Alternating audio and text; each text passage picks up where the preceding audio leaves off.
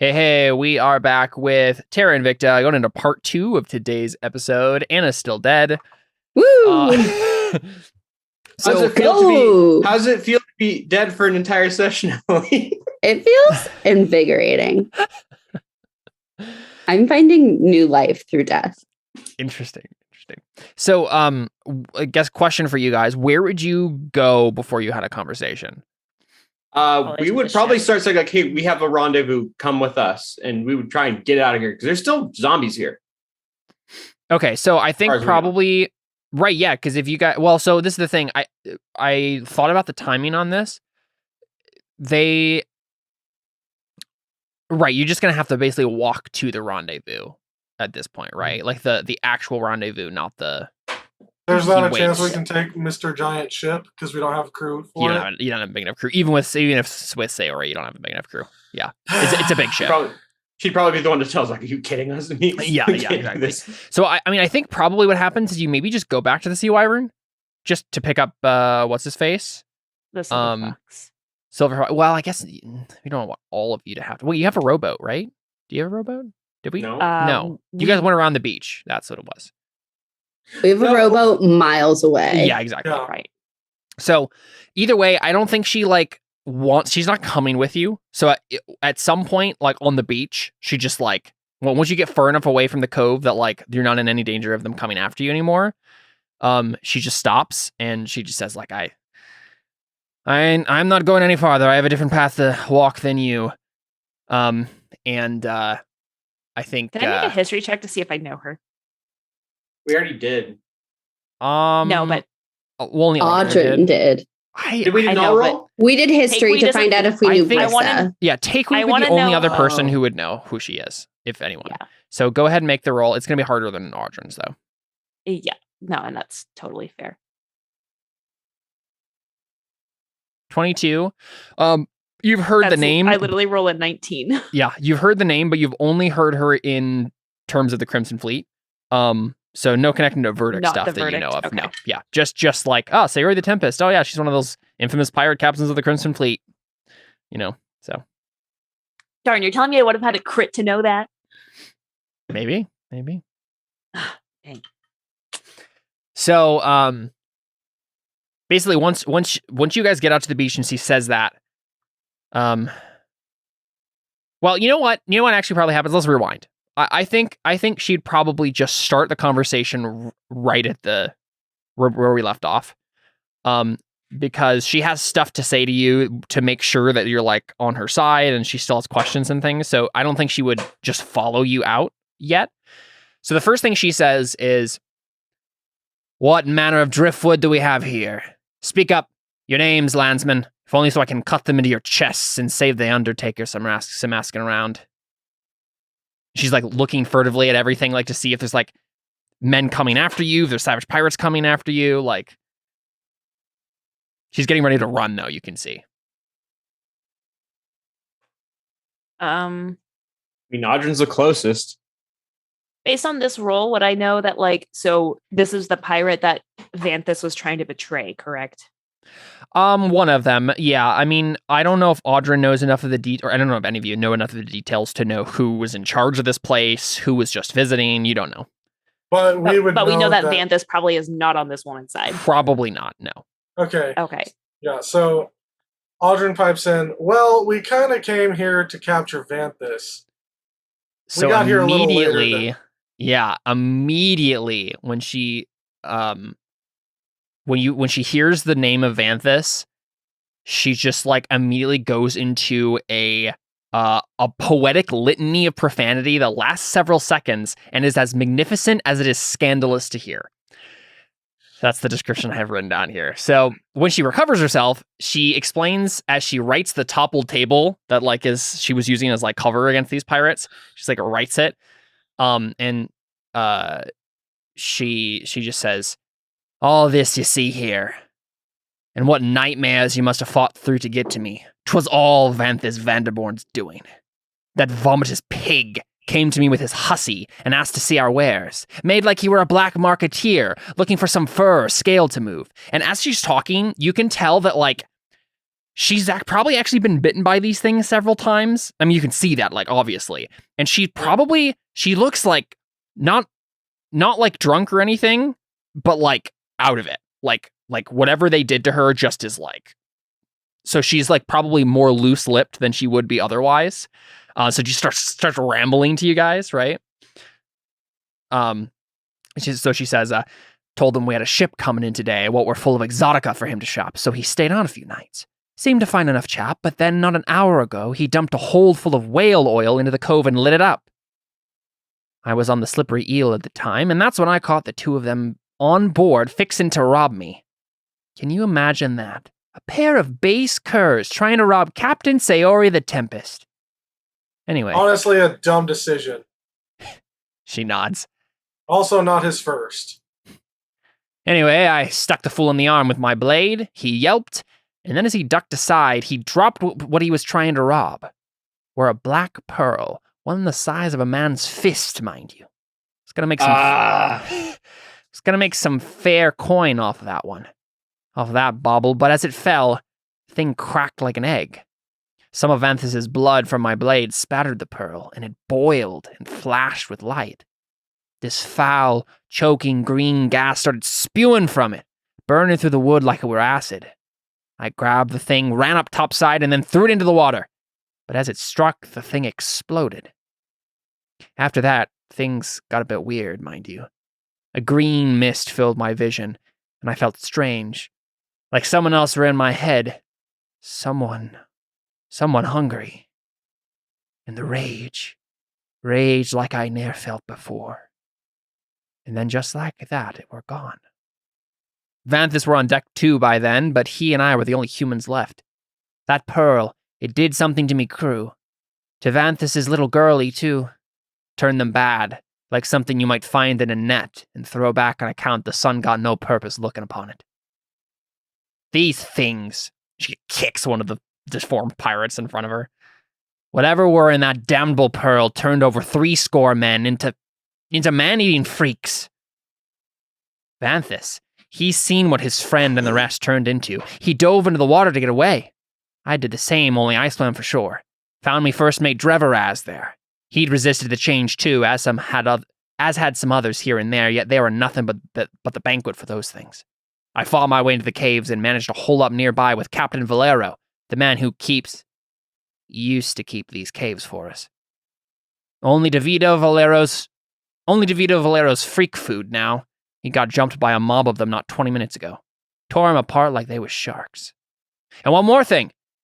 I think they got the sick in their maws. The places they done and bit me still burn, and it's hard to think straight. But hey, you fought your way in here. That means there ain't much left of them out there, yeah? And you said you opened a space in the cave-in? We can make a break for it. Well, she could probably see it. Yeah. Yeah, she could probably see the light protruding. And I would come up to her and say, I can heal you of the disease. She just nods at you like, do it.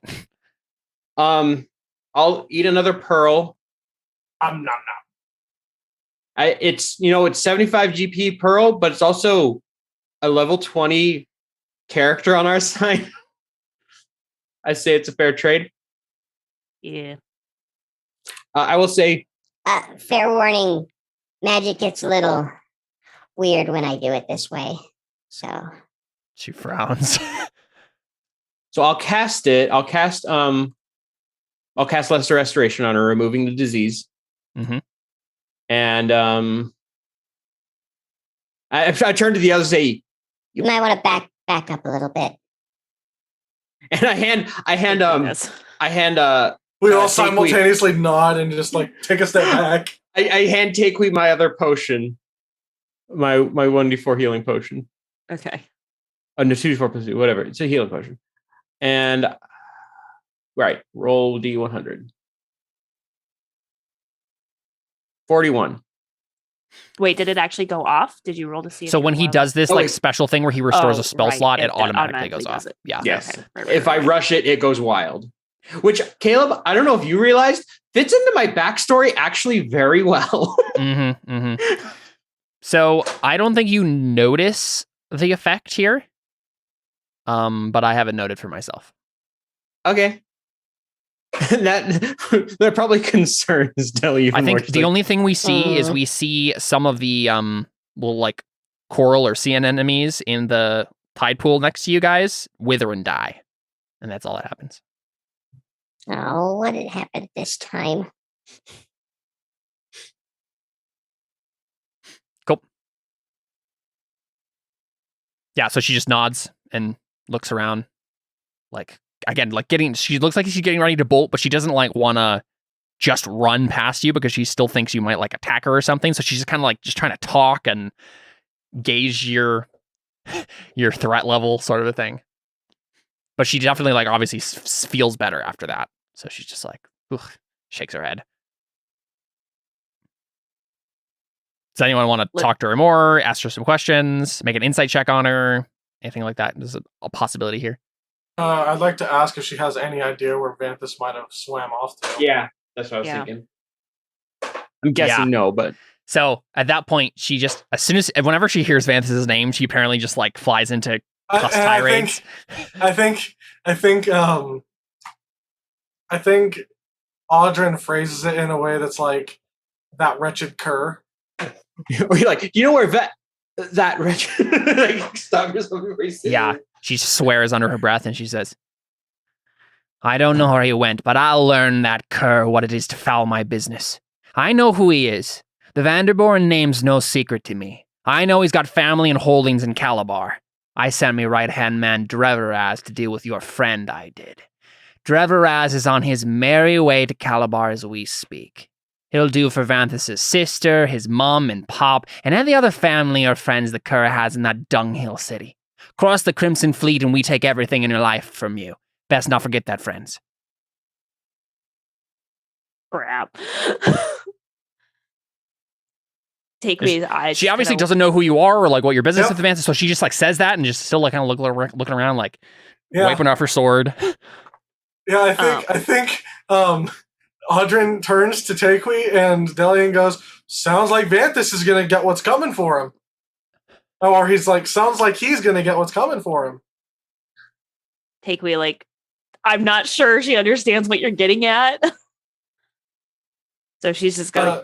So Audrin is like suggesting like we need to not tell her anything. We need to not let her know that. No, we need to tell her to call off the attack. She's going to attack the sister. So? Are you saying that at this point? No, but I mean, like, you're just giving some pointed looks. I'm just like I'm trying to like communicate to him, like, are you planning something like with this? Like, we need to like do something. Well, okay. Let's think out of character for just a sec. Do we want to just like warn her? It's like, hey, bad news. And her sister actually wants him to come to justice, kind of a thing. No. Her sister also wants him dead. I'm thinking of warning the sister, and saying, "Hey, there's people that are coming after you in the name like because." No, but I'm saying let's try to convince Saori to call off the attack. Right. I guess I think that might be a good call, but she also might think, but if they're friends of Vanthus. Yeah. We're not though. We're trying to. Right. Okay. I understand what you're saying. There's definitely a risk with saying don't attack the sister. It's just I don't know if Takui would be like, because she's like, we have to here. I think Takui, like, she's gonna try to like compose herself. She's gonna be like, oh, you sent one of your guys to go attack. Oh no! Here's what you do: tell her that Vanthus killed his parents already, and ran away from his sister. Yeah, his sister's on the run. Sister's like. Is looking for him too. Yeah, I think. You know what? I think Audrin hears everything that she says and is like, "Oh, that won't do any good for Van to get him. He killed his parents and betrayed his sister. He doesn't care about them at all." Make a persuasion check. Right. So this is going to be, honestly, this is like for her entire position towards you, like whether or not she's going to, like how she views you in this entire situation. Who's got the best persuasion here? Do we do it with advantage since we just saved her? And yes. No, I literally have a note here that if anyone heals Saorio's wounds in any way, then you get advantage on the test. Yep. Okay. So nice job, Deli. Deli would have done it. Mm-hmm. Honestly, the other thing was we don't want a level 20 zombie coming after us. Oh yeah, for sure. But Deli, real quick, would you make a medicine check for me just while you were like, because she had it farther along than everybody else did, right? You didn't even let it get. Okay, with a 10, you can't tell. Wait, no. I still have the bardic. Do it. Yeah, 12 isn't going to tell you enough. Basically, you can see that when it progresses, there's blackness around the bite wounds and stuff. They disappear when you heal her. And the only thing else you can tell is that it seems like her mind got foggy when she was under the influence of the disease. So, who's got the best persuasion? You do. I'm pretty sure, Audrin. Yeah, we both do. Then it's because mine's also. And you've been talking. You've been the one talking. Yeah. Okay, but I have advantage. You do have advantage. Yeah. Well. I saw 19. The 5 first and it freaked me out. Yeah. So she just like crosses her arms and she just says, "You best leave Kraken's Cove, friends. You best not be around when reinforcements arrive." And that's all she says. She doesn't respond to your like plea or anything. She just says like, "I think it's time you leave." Like I've heard enough. Wait. What about the Black Pearl? Where did you get it? Do you know anything about it? So she seems to hesitate a little bit, and she just says, "I knew the pearl was magic, I've been asked by my superiors to transport it to Kraken's Cove and wait there for someone to arrive to pick it up." She just shrugs. Do you want to make an insight check? Can I also make one at her previous response about? Sure. Yeah. So Jelly can't get a read on that comment, but Takewee, you might about her general demeanor. Oof. Come on. Yeah. So she's hard to read. Yeah.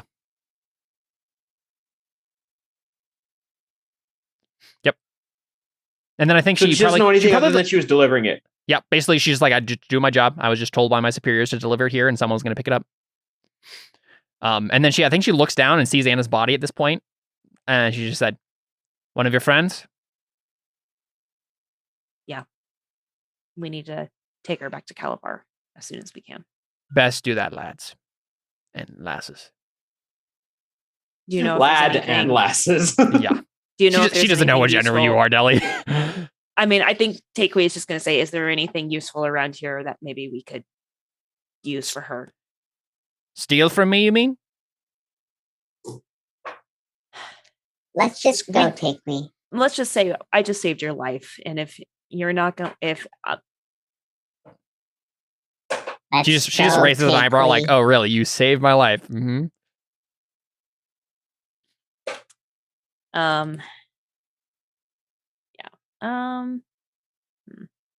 Yeah, so this Saori is like so different from the one that we know. Like, she's gruff, she's just like hardened. She's obviously something's happened to her. She's seen stuff. The verdict changed her. Yep. I don't know if I'm like gonna try to like push this or not. I feel like she's also just kind of like, we just gotta go. Mm-hmm. I don't think it's worth pushing it. Yeah. So I think Takeway just says like, just know that. So like with that persuasion, I guess you'd just like add on to like Jordan's comment, like, if the Vanderboren sister is harmed, just know you're doing Vanthus a favor, and you will also have made enemies with us. Oh yes, let's threaten the level 20. I know, but Takeway. Yeah, no, like, I imagine that it would be what Takeway says. Yeah, so she just literally laughs at that point. It's a humorless laugh. It's very cold and harsh. But she just says, she just doesn't say anything. She just laughs at it. Wait. So much for that 19. Oh, that's done. Real quick, Caleb. Does Saori have a swim speed? No, Saori does not have a swim speed. And then I think, Takui is just gonna say, let's go. Let's get out of here. I do loot the ship on the way out. The sea wyvern? Because wait, is that hers? Is that what she considered as stealing from her? Given what her comment was to Takui just there, she probably consider anything that you've taken from this cove stealing from her. But you don't have to tell her the stuff you've already taken. Yeah. Yeah, at this point. I don't have a magic ring. Yeah, do you just leave at that point? We gotta go. I think so, because at this point now she's like, we gotta go, like, make sure that she's okay. Yeah. Because we don't know. And you have like 16 hours to get back to Calabar, so you're not sure how fast what's his name is moving, but yeah. Yeah, so just as another note, the person she mentioned was like her first mate Dreveraz. Was the person she sent to go do this.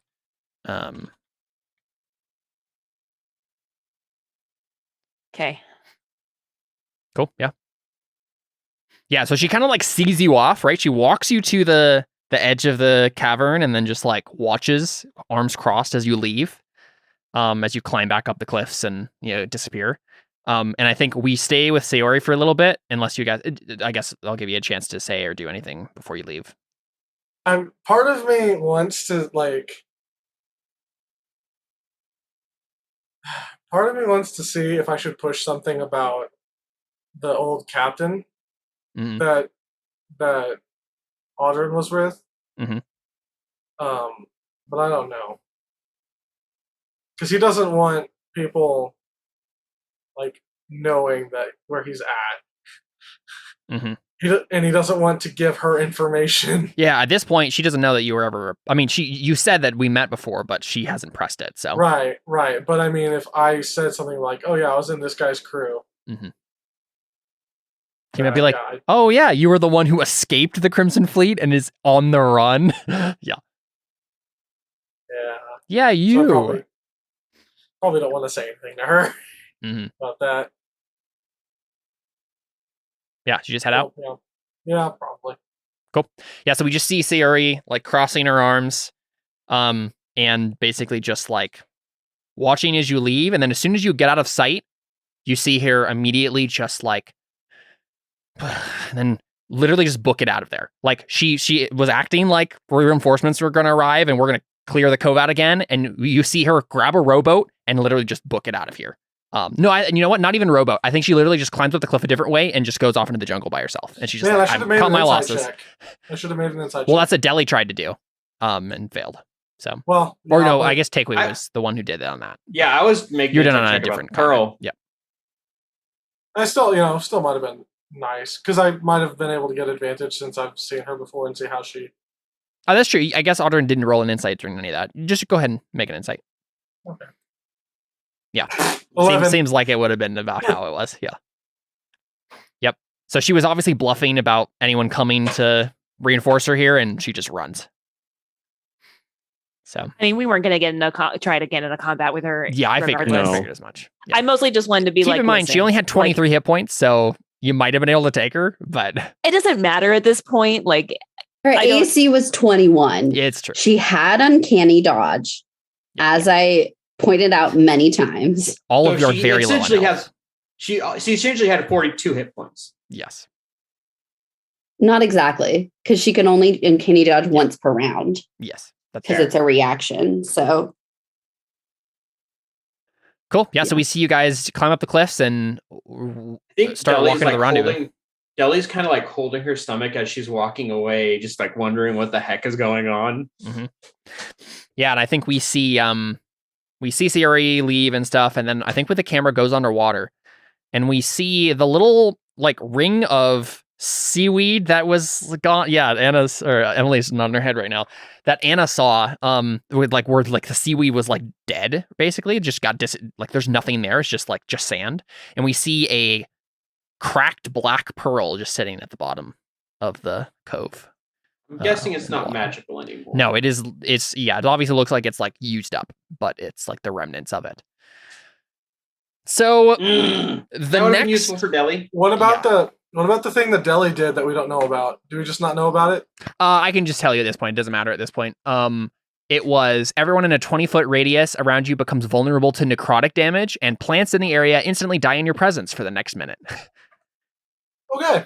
So, Good to know. So it didn't matter. Didn't really matter except you killed some coral, I guess. So that's about it. Oh no, the ecosystem. I know. So the next thing here is you guys are going to head back to Calabar, right? And try to get there in time to like stop whatever is going to happen and save Lavinia. I don't know. I think we should go to Italy. What is your plan for that? I'm going to drag you guys to the map of Calabar. Yeah. Where are you? So one thing you do know is by the time you guys get back, the Death End Festival is going to be in full swing, which means you are not going to be able to just go up to any dock and walk the 500 feet to her manor. You're probably, I mean, there's people coming from other places to have this festival happen.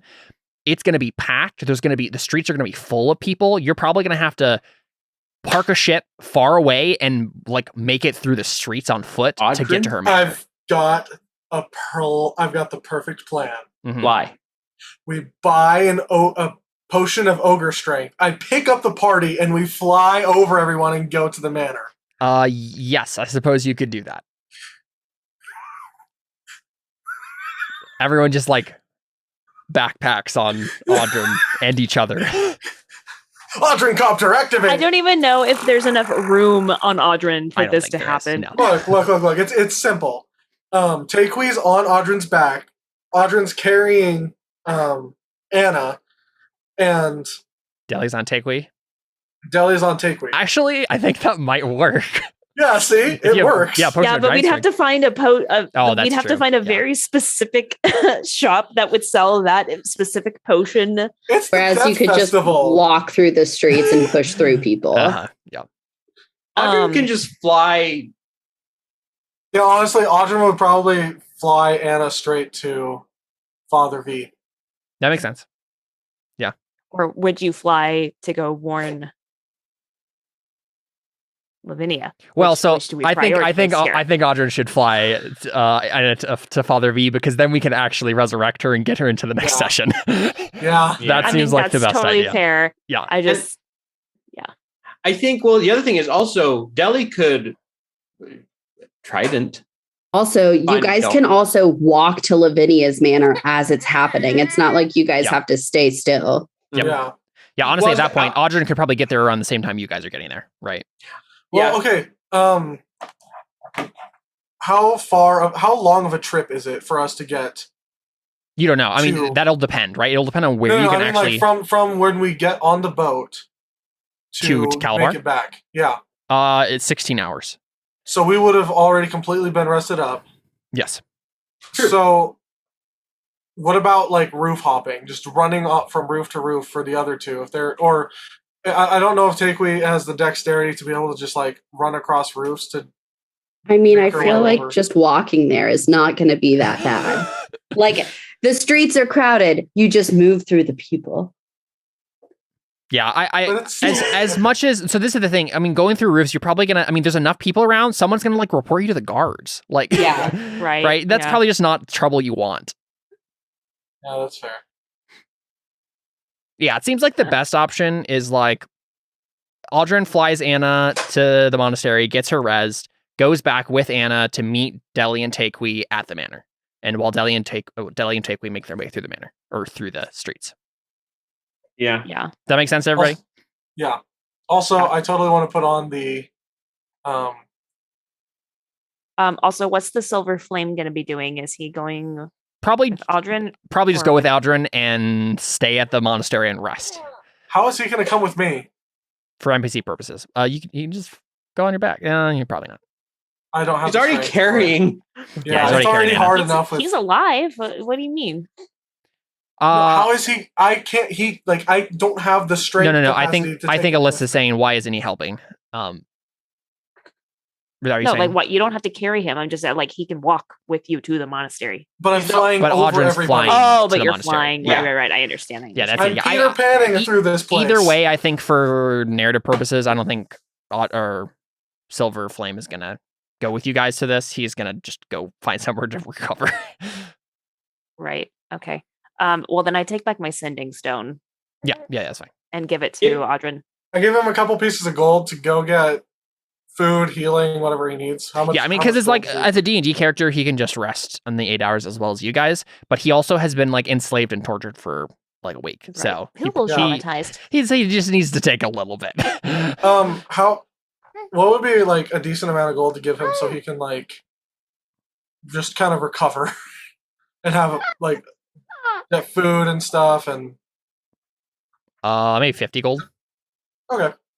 Yeah. So Audrin will give him 50 a lot of gold. Like 50 gold. This place is pricey. Jeez. Well, I mean, if you want it's him a holiday to be like season, they jack up the prices. Honestly, yes, that is actually true. Right. Thanks for making that excuse for me, so I didn't have to come up with a different one. Because I was like, 50 gold is kind of a lot. That is still a lot, but yeah. But yeah, cool.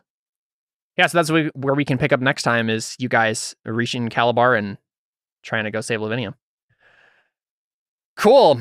I guess we just kind of end there. I mean, we're basically at the end of the hour and do an after show and talk about the session and then head out.